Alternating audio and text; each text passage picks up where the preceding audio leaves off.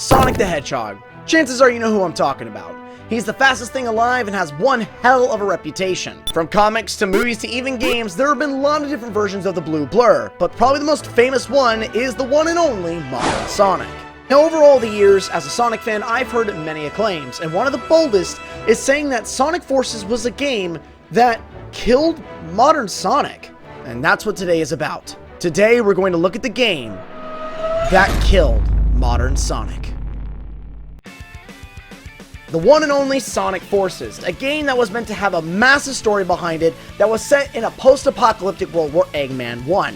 It has a pretty cool premise when you think about that. With all the OG villains coming back for a massive fight, I mean, this game really had all the cards stacked in its favor. Sonic Forces began its development in 2013, and it was first mentioned at the Sonic 25th anniversary party under the name Project Sonic 2017. Everyone was extremely excited about this, as the first major trailer that we saw for this project showed us that the teams behind Sonic Colors and Sonic Generations were working on this project. And it showed a post-apocalyptic world being destroyed by Eggman's Death Egg robots. And, to everyone's massive surprise, Classic Sonic made a surprise appearance. Because of this, everyone thought this was going to be a spiritual successor to Sonic Generations, or some kind of game similar to that. Sonic Colors had tons of personality, and Sonic Generations was a far more fine-tuned experience for the boost formula.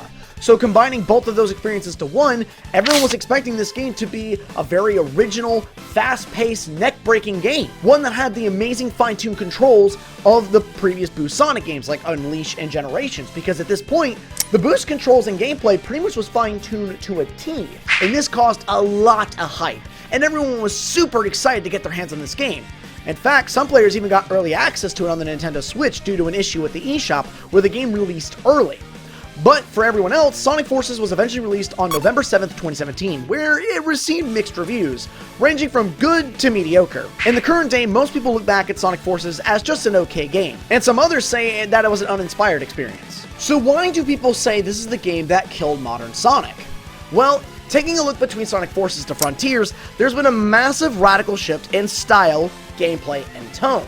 Sonic Forces was the final Boost Sonic game, not to mention the final game that really had the same modern Sonic feel that we've had for the past several years from games like Sonic Colors and Sonic Lost World. So now with the past of Forces laid out, let's see if these claims actually hold true. When you booted up the game for the first time, the game forces us right into the action with Sonic running through Green Hill Zone.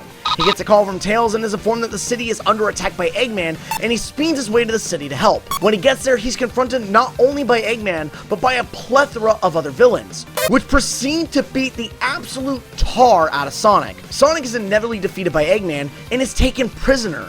And later we find out that Eggman has created a new weapon and has associated himself with all of Sonic's past foes, including a new foe named Infinite. Now without Sonic, Eggman has taken over 99% of the world, and Knuckles leads a resistance against Eggman as a last-ditch effort to save the world. The story for Forces was a very bold take. Having Eggman take over the world was something that people have always fantasized and thought about, having a post-apocalyptic, war-torn style game. This is something that we saw a lot in old Sonic cartoons, but in a game, we never thought it would ever happen. And definite credit where credit is due, Forces had a lot of cool ideas. And one of the best examples of this is Classic Sonic himself. As I'm sure you already guessed, Classic Sonic is in this game. You see, Forces is actually connected to Sonic Mania as far as story is concerned. In Sonic Mania, one of the coolest 2D Sonic games ever, we're introduced to the Phantom Ruby for the first time, where Eggman's robots actually find it on Angel Island. Now at the end of Sonic Mania, we actually go against both Eggman and one of his big old Eggbots as they fight for the Phantom Ruby. But at the very end of the game, we're actually swept up into the Ruby itself, and that's it. We don't know what happens. Well, you see, that's where Forces comes in a really cool way. The Ruby actually ends up in Sonic Forces, and Eggman finds it. And when he finds it, he ends up using it to power up Infinite. And that's how Classic Sonic actually comes into this world. Meaning that Sonic Mania, story-wise, is directly connected to Sonic Forces, which is super cool. Sure, the connection isn't really strong, and you don't need to play Sonic Mania in order to understand the story of Forces, though it will definitely seem really, really jarring. But if you play through Sonic Mania, and then when you watch the introduction of Classic Sonic, it's actually a really cool transition, and it makes a lot of sense, and it's something that you don't really see very often, especially not from Sonic. In fact, technically, this is the first and only Sonic game that has been continuous across two separate games, and That's really cool. But probably the biggest, most boldest thing that Forces did was the introduction of the Avatar. The Avatar is meant to be you. You get to create your own character that joins the Resistance. And the story of the Avatar is actually kind of intense. You see, the Avatar was with a squadron that was trying to defend and attack Eggman's forces, but Infinite laid them all to waste, leaving the Avatar the only one left to survive. Now, the Avatar is the last one left standing, but he's terrified. He doesn't want to die like the rest of his comrades, so he runs in fear, and this begins a pretty cool character arc. And during the course of the game, we see the Avatar take more and more charge, becoming better and more strengthened in his resolve. In fact, the Avatar is the one that goes to try and rescue Sonic from the Death Egg, and when these two are together, it's really sweet. With the Avatar effectively being a catalyst to allowing you to put yourself in the story, the interactions between that character and Sonic are really cute and really nice. The confidence of Sonic just boosts the Avatar up, giving him more confidence all throughout the story. And watching them work together and hearing Sonic give all this praise to the Avatar, in a weird way, is almost like Sonic giving you that praise. And it's actually a really nice setup.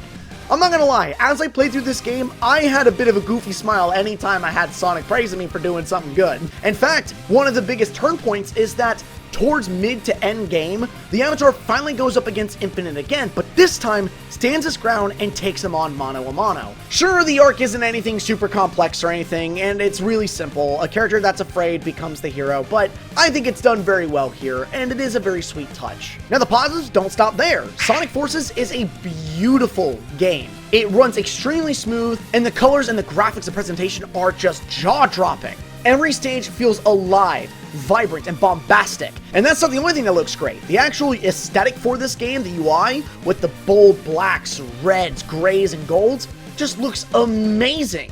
It definitely kind of sets that whole more war-like vibe. And I'm here for it. I love the world map. I love how it's all stylized and it feels far more militaristic. It just looks really, really good. And you know what? The actual character models are really high quality. In fact, some of them have a lot more expressions to them. Eggman's probably one of the best examples of this. In fact, while you're playing through these beautiful stages, in the background in the distance, you can see enemy ships fighting each other and working together, and characters off into the distance. And it's really, really cool. Another really cool thing about the story building is the dialogue. Now, it's definitely cheesy and wacky, and some things are said that are really weird, but the dialogue does add some really cool incentives and ideas in the background, and it definitely can add to the mood. There's an entire section of Metropolis where they do this thing called Operation Big Wave, where they were going to try and take out Eggman in one fell swoop, but everything goes horribly wrong when Infinite steps onto the battlefield. You hear through dialogue about squadrons falling and losing and dying and all kinds of stuff. It's crazy. But of course, none of this would really work that well if the music wasn't top quality, and like every Sonic game, it is. Sonic Forces' music is amazing. It fits every single scenario that you're in, and it's going to set the tone perfectly. You're going to be jamming and bumping to these tracks consistently. In fact, I would be remiss if I didn't say how many of these songs in Sonic Forces OST are actually on my own personal soundtrack. Bro, Ghost Town is bomb. Not to mention Fist Bump being an absolute banger of an opening. Now, aside from me just gushing on the actual presentation of this game, let's actually get to gameplay. Gameplay is split up into 5 separate playstyles. You have Modern Sonic, Classic Sonic, the Avatar, Shadow, and Super Sonic. Modern Sonic stages are fast-paced and platform-based, and sometimes they can be switched to a 2D perspective. You also have the ability to boost, which will increase your speed. Now, Modern Sonic controls really, really well. They're not as snappy as something you'd find in Sonic Generations or Unleash, but if anything, for a newcomer to the Boost Sonic style, this is actually perfect. It's not too complicated to get a handle on Sonic, and you can perform very, very well in a short amount of time. Now, Modern Sonic stages, the Boost levels, are very, very fun. They're very fast and quick. You can jump in and be blasting off in no time flat. However, they are definitely nowhere near as robust and or expanded upon as Generations or Unleash. These stages for Modern Sonic are very simple and straightforward. That's not meant to sound negative by any means, but the stages don't increase in difficulty, like, at all.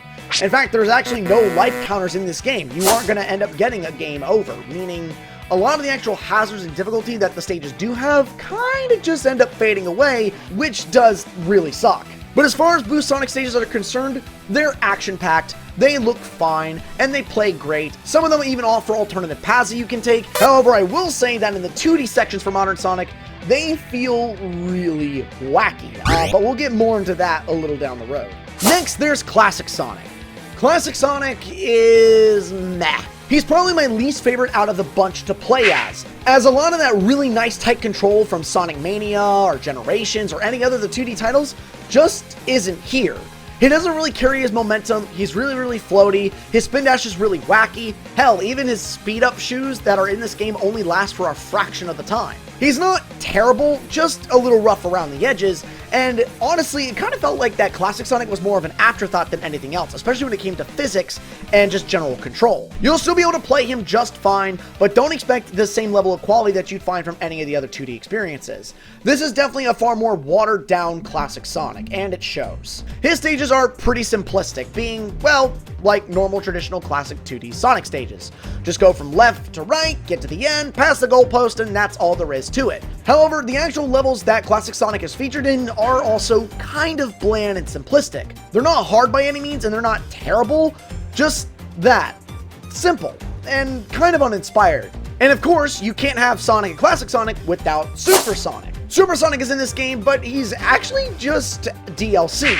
Originally, he actually used to be paid DLC, which caused a massive uproar, and then he turned into free DLC, but that's all Super Sonic is. Playing as Super Sonic doesn't allow you to save your rank, and you end up being invulnerable and extremely fast with infinite boost once you collect 50 rings. But if anything, Super Sonic mainly is here as fan service. He has no actual importance to the story, his controls are just fine, he tears through the stages like crazy, but don't expect anything more than that.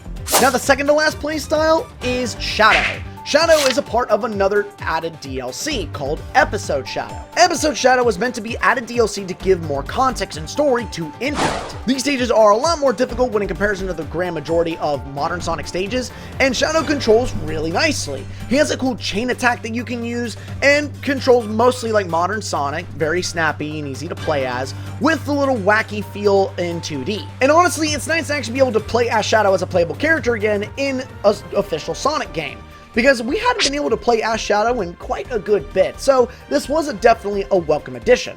And finally, there's the Avatar, the custom hero. The Avatar plays and controls as a slower Sonic. His stages are a lot more reaction and platform based, and speed takes kind of a back seat, especially since the Avatar definitely controls a little more clunky when in comparison to the other characters. Now the Avatar does have a few abilities to his own. For one, he has this cool whip that he can use to cause homing attacks and attach to certain objects to allow him to swing on them. He also has what's called a Wispin. There are many different types of Wispins depending on the one you choose. Each of them offer different attributes, and they can also be modified, which is really cool. And the actual stage design for the Avatar is pretty simplistic. It's nothing major, you'll have a fun time with it, and there really aren't that many issues. In fact, this actually leads us to one of the coolest things with the Avatar. It's customization. Like I said, in Forces, the Avatar is a character that you can customize to be whatever you want. But you don't understand. The customization is insane. There are tons of different clothing options for shoes, headgear, shirts, Wispins, Wispin combinations, character poses, voices. It's insane how much customization this Avatar has. Playing your stages allows you to unlock more gear to customize your character with. And with the ability to customize and change out Wispins, this means that you can customize the way your character interacts with stages in many different ways, allowing for many different types of gameplay styles. And trust me, when I was playing through Sonic Forces, character customization was something that I got lost in a lot. Between all 5 of the gameplay styles, the controls are simplistic and easy to get a handle on. You'll be blasting through stages in no time flat. And in fact, another bonus of these stages is the QTEs. This is probably the first Sonic game that's ever actually implemented QuickTime events, and it's done so in a really good way. These QuickTime events make stages feel far more dynamic and action-based, and it's really cool. Having your timing be perfect just makes it feel that much more impactful and makes the stages far more engaging. There are many QTEs in this game, but the ones that there are here are done to a very good effect, and they're quite enjoyable in my opinion. Furthermore, with how beautiful this game looks, the graphics just make these QTE moments feel that much more cinematic, and it's just an overall really nice touch. Even though these stages might be simplistic, they're very fast paced. There's very few points where you're going to be stopping and starting or waiting. We'll get to that in a minute. I haven't forgotten. And like I said before, thanks to how quick the majority of these stages are, it makes it very adapt for speedrunning. And trust me, the global rankings are pretty crazy on how fast people can complete these stages, which only adds incentive to replay them to get better and faster to try and take over that ranking. Continuing on, though these stages might be really fast paced and they might be in simple design, they do offer some exploration, as you have the ability to collect red rings. Collecting all red rings allows you to collect timed rings. Collecting all the time rings allows you to get moon rings. Once you get all that, it actually unlocks bonus stages for you to play through. Now, we'll actually focus more on these collectibles a little later, so I'm going to go ahead and just leave that there. The boss fights aren't anything amazing or crazy. They're pretty safe and easy to play through. Zavok is the first major boss fight in the game, for example, but it's mainly just waiting and walking around really basic enemy attacks. Metal Sonic is nothing more than just running on a straight highway, avoiding really easy obstacles until you can just happen to get close enough to deal damage. The Egg Dragoon makes an appearance, but it's also extremely easy, where all you have to do is just knock back debris right back at him. And then there's Infinite. Infinite probably has the best boss fights in the entire game. However, his first fight is actually his best fight. In fact, it's probably the best fight in the entire game. When facing Infinite for a second and third time, they're nowhere near as well designed or as challenging. The second fight is mainly in 2D, and fighting him is really easy, especially if you have the Fire Wispin. And his third fight is just a reuse of Metal Sonic, which, for his final fight, it's kind of ridiculous. Overall, the bosses aren't bad, they're just very easy. Continuing on, as you take down these bosses and complete these levels, you'll see this little bar that shows how much of the percentage of the world Eggman has taken over.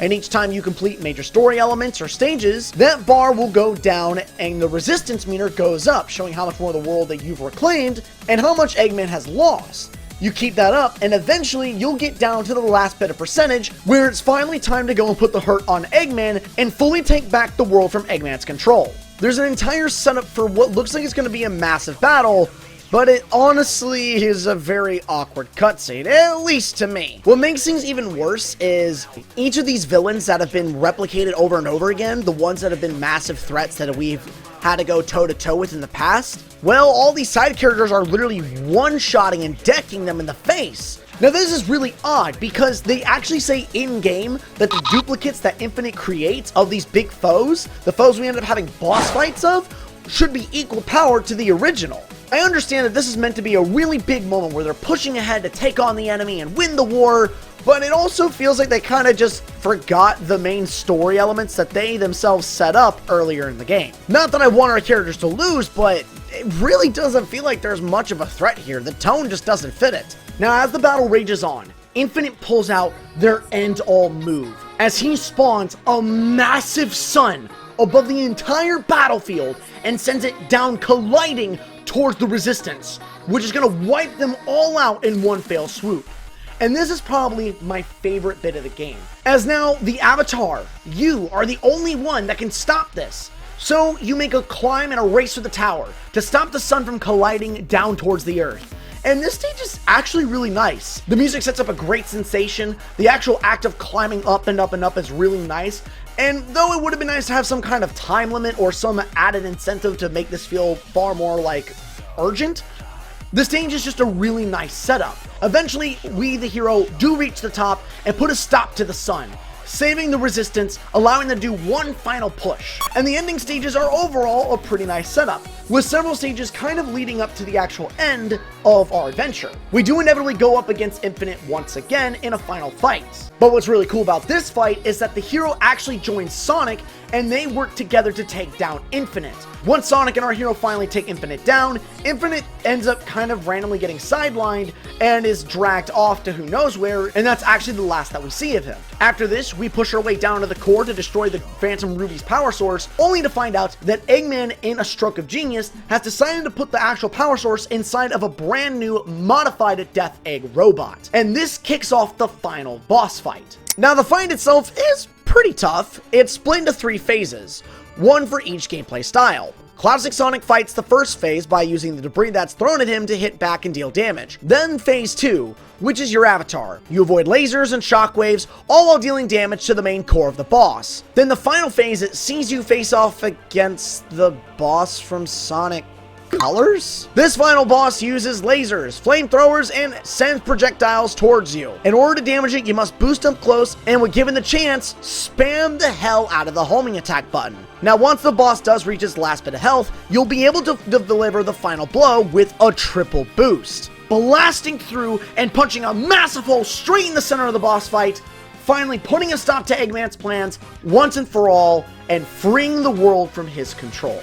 And this finally brings us to the end of Sonic Forces. Towards the final moments, we've seen Classic Sonic finally disappear and return back to his reality since the Phantom Ruby is finally destroyed. We see a heartfelt goodbye by Tails, and then followed by a speech by Sonic stating that it's time for them to rebuild their world. This then leads to the Avatar finally saying his goodbyes, having a cute little heartfelt moment with all of those side characters, and then this leads to the final scene of the game where Sonic and you, the hero, finally have one last little talk where you say your goodbyes. Sonic gives some beautiful heartwarming words of encouragement, and you both head off to your next adventure. It's a sweet and mostly tidy, if not somewhat corny, ending to Sonic Forces. However, though I've been giving Sonic Forces a lot of praise, there is definitely a lot of faults with Forces, and I think it's finally time that we get into the negative side of this game. Sonic Forces might have a good handful of positives, but it very well also has a shitload of negatives. Starting things off is actually the controls. Classic Sonic specifically, his controls are rough. They're probably the worst out of the bunch, and he was the one that had the most difficulty with playing as out of all the different styles. His level design might be simplistic, but it doesn't help when he carries zero momentum. Classic Sonic has no momentum, his speed is really wacky, there's a speed cap on his spin dash. Just overall, Classic Sonic is not that fun to play, especially in comparison to other characters. The Avatar also falls into the same kind of issue. The Avatar is a slower version of Sonic, but the issue is that his speed, especially trying to pick up speed, is rough. He also turns kind of like a tank, and it can be kind of annoying sometimes to take on groups of enemies, especially when you're trying to use the Whispin to do so. If the Avatar would have had a better boost in speed, maybe you could like jump and then stomp to get a boost in speed, that would help things out, but overall the Avatar's controls are pretty rough and honestly a bit unrefined. In fact, that can go for pretty much any of the controls and the physics. This might be a more simplistic, easier Sonic game to get into, but the physics overall are floaty and they don't carry any major weight or momentum, and that can be a pretty annoying problem. Another example of these like really wacky physics and odd controls is 2D sections with Modern Sonic. Modern Sonic in 2D just feels off. He carries no momentum, his speed is wacky, and making precise jumps is really hard to do so. And there are several occasions on several stages where it feels like the game just has a mind of its own. Another issue is the stage and overall game length. It's very short. You can beat Sonic Forces in a single sitting in about like 2 hours. Maybe a little less than that if you're really hoofing it. These stages are not long at all, and it kind of feels like a lot of these stages end up ending prematurely, and it shows. The fact that you can go through this entire game so obnoxiously quickly sucks. In fact, if anything, it feels like they traded quantity over quality.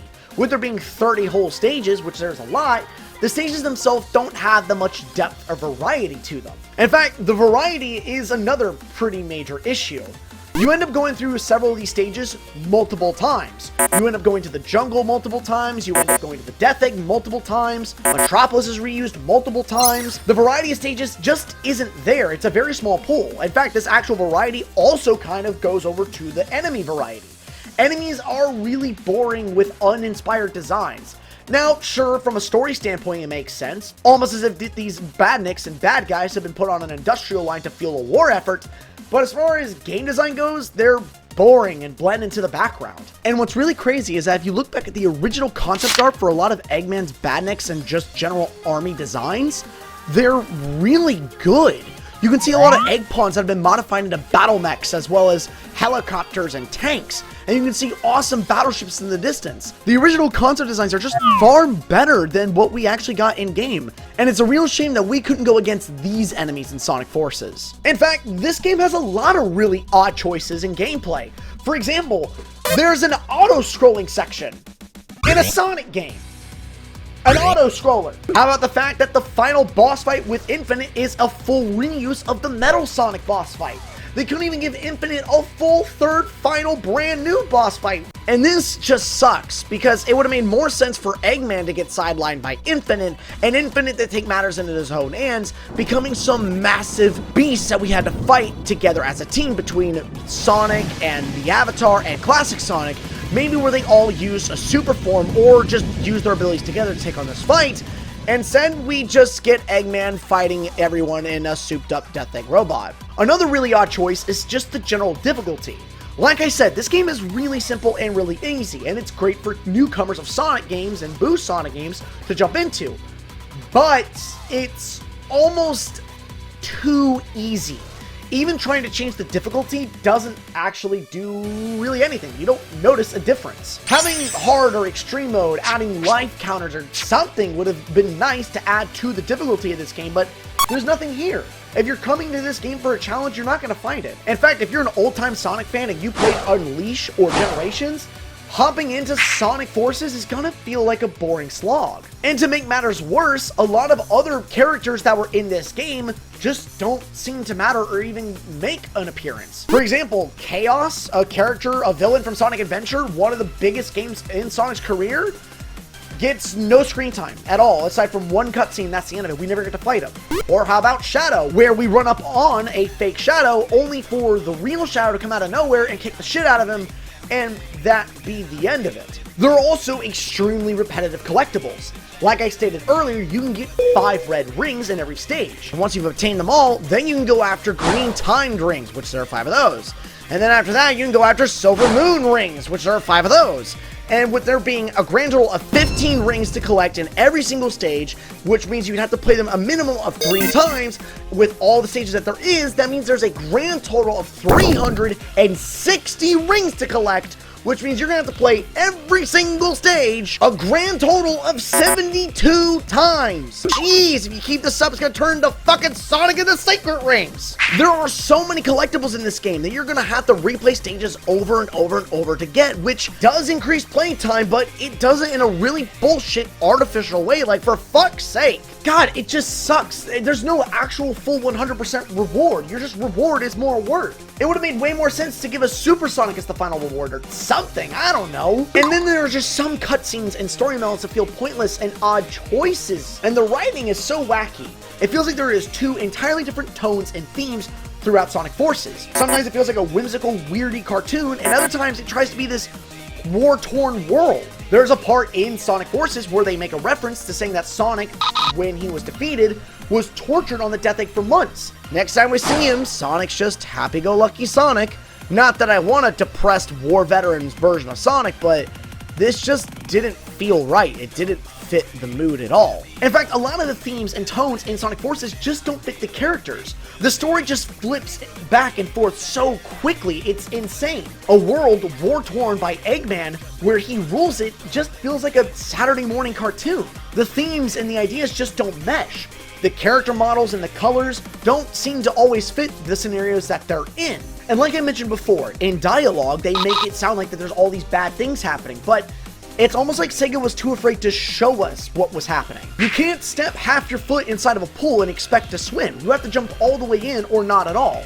And that's what Sonic Forces does continuously. They take up a story element or an idea and then they drop it. In fact, that's probably Sonic Forces' biggest, most egregious issue. Missed potential. If anything, Sonic Forces is probably most well known for its missed potential. We already knew that this game got rushed in development and content was cut. But my god, it felt like that they picked up story threads just to drop them a second later. Or how about the fact that we were teased with Death Egg robots all throughout our adventure, only to fight one in a small QTE encounter. And then that's just the end of the Death Egg robots, which is kind of ridiculous because we were teased with them all throughout the game. Infinite being this massive bad guy that could bring back past villains, only to get sidelined at the end. Chaos and Shadow, so seemingly being big players, mean actually nothing. How about the entire thing of Null Space? There's a whole section where Sonic and the hero try and capture Infinite and Eggman, only for Infinite to open up a void into nothing and casting them inside of it.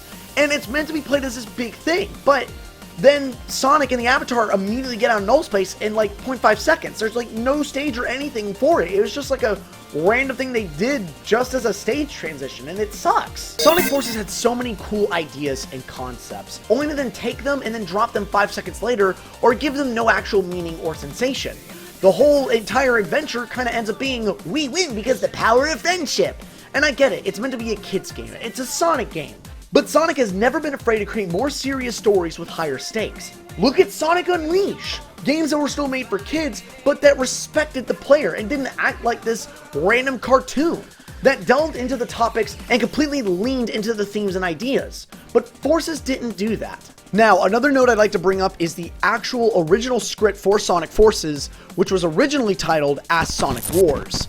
Thanks to a bud of mine, I was actually able to read the original script, and it is a crazy difference from what was originally planned to versus what we got.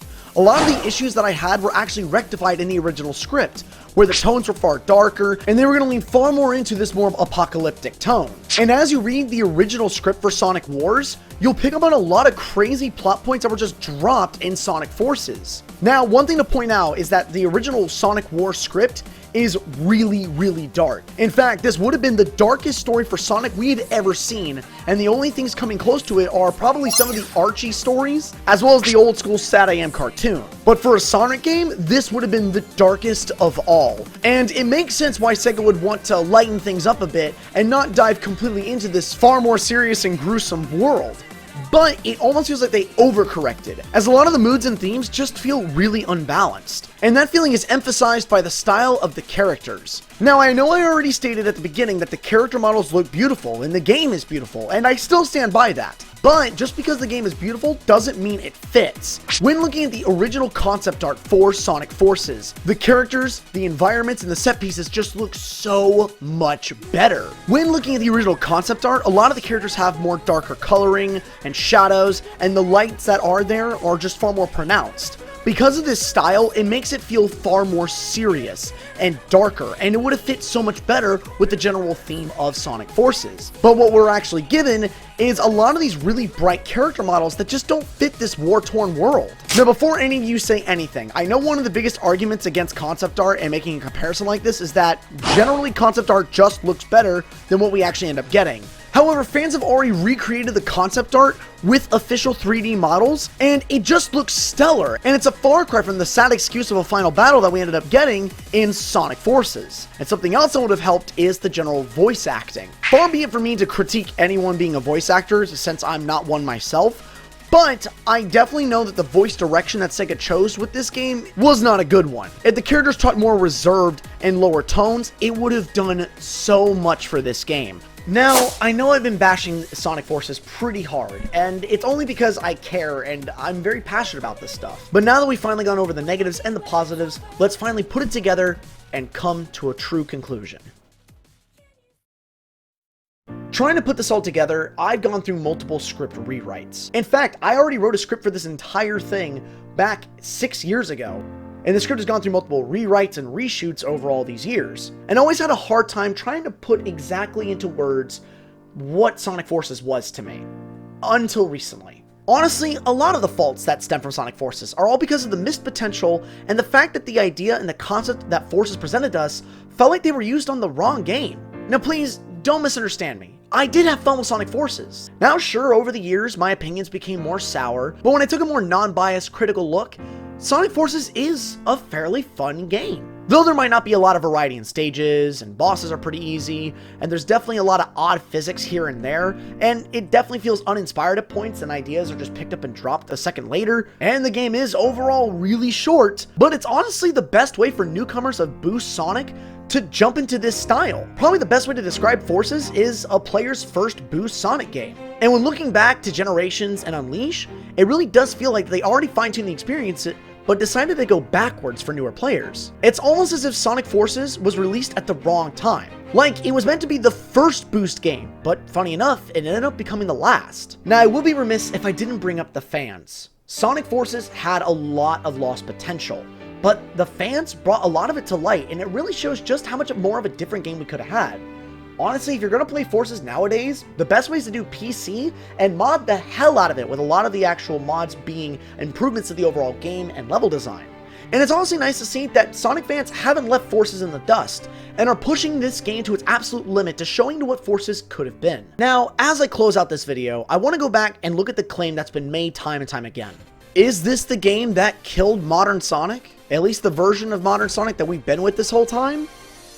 I don't think so. In fact, Forces is actually a lot of fun.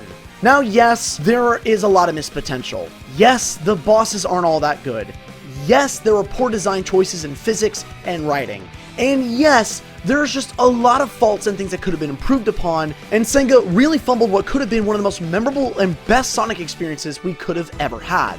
But even with those faults, Sonic Forces has a lot to offer. The game looks beautiful, the music is amazing, the controls, though simple, offer an opening for new players to jump in and experience Sonic for the first time and experience Boost games for the first time. Character interactions and cutscenes, especially with the avatar, left a smile on my face. The stage design, though simple, is really fast and fluent. The concept and the ideas of a story flowing from Mania to Forces, and seeing all the old school villains, though executed poorly, was a really nice bit of fan service. And I'd be an outright liar if I didn't say that Forces gave me a goofy smile from start to finish, even with its faults. Is Sonic Forces the game that killed modern Sonic? No. If anything, Sonic Forces is a bridge for new players to get into the Boost style, and to get into modern Sonic. And on top of all of that, Forces is also a bit of a farewell to this version of Sonic that we've been with for all this time. And even if Sonic Forces missed a whole lot of potential, and it definitely has a lot of faults, I'd be remiss if I didn't say that it wasn't fun. And in fact, Sonic Forces isn't a bad game at all. It's actually really good. And it's just simple fun. Simple for sure, but fun. Sonic Forces may not be perfect, but you will have a good time from it from the moment you pick it up to the moment you put it back down. And it will provide newer players a stepping stone to get into the Boost style formula and hopefully make their way to grander experiences like Unleash in Generations. And finally, if this truly is the last time we'll ever see this version of modern Sonic, well, then I'm happy I was able to be a part of his story through my avatar. I'm glad that the game to end his run was a blast and left me with a smile on my face, even with all of its faults. And most importantly, I'm thrilled that Sonic and I were able to share at least one last fist bump.